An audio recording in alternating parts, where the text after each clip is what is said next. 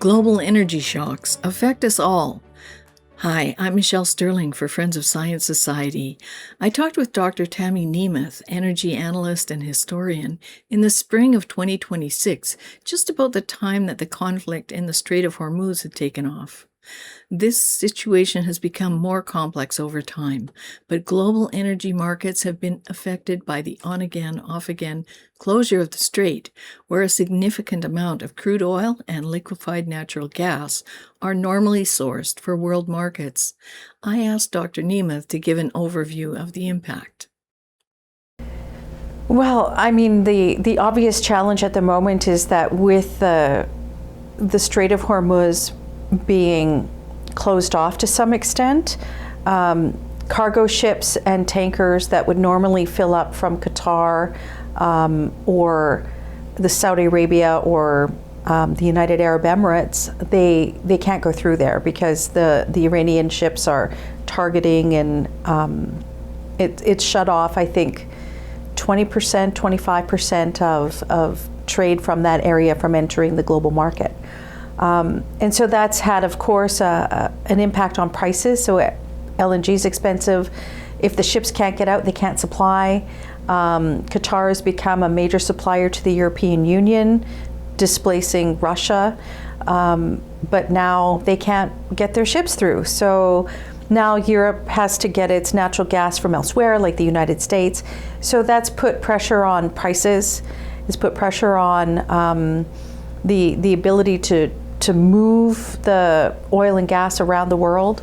And Canada could have had an opportunity to help their allies, much the same as 2022 when Russia invaded Ukraine. And the Europeans asked Canada for help, and we were unable to do so. So for Canada, it's once again 4 years later, and we're in the same situation where we're unable to help our allies in the way that they need. So for challenges, one of the interesting things is that the environmental movement, once Donald Trump became president in the United States, was facing quite an adversary who wants energy dominance, who believes in hydrocarbons and nuclear and reliable forms of energy, that you can't have national security without energy security. And the only things that are really reliable and can operate 24/7 is coal power or nuclear power or natural gas power. So this crisis has given the environmental movement, they think that it gives them momentum to say, well, you can't embargo the sun and you can't embargo the wind.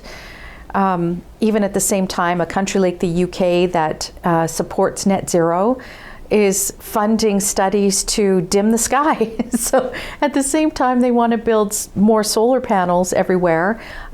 They're also funding research into dimming the sun, which would, of course, reduce the power that would go to or help generate power from solar panels. So there's different challenges out there with respect to pricing, which has inflationary effects.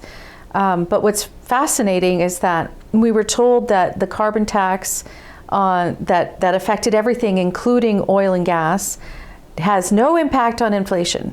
But now those same people are arguing that the high oil prices and the increase in natural gas prices because of this Middle East crisis is causing inflation.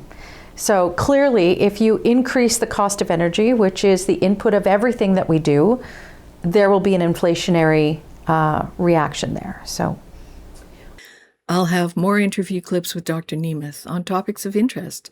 Her knowledge and insights are especially important as global energy markets face ongoing shocks. Watch or listen to her podcasts and read her Substack, The Nemeth Report. For Friends of Science Society, I'm Michelle Sterling.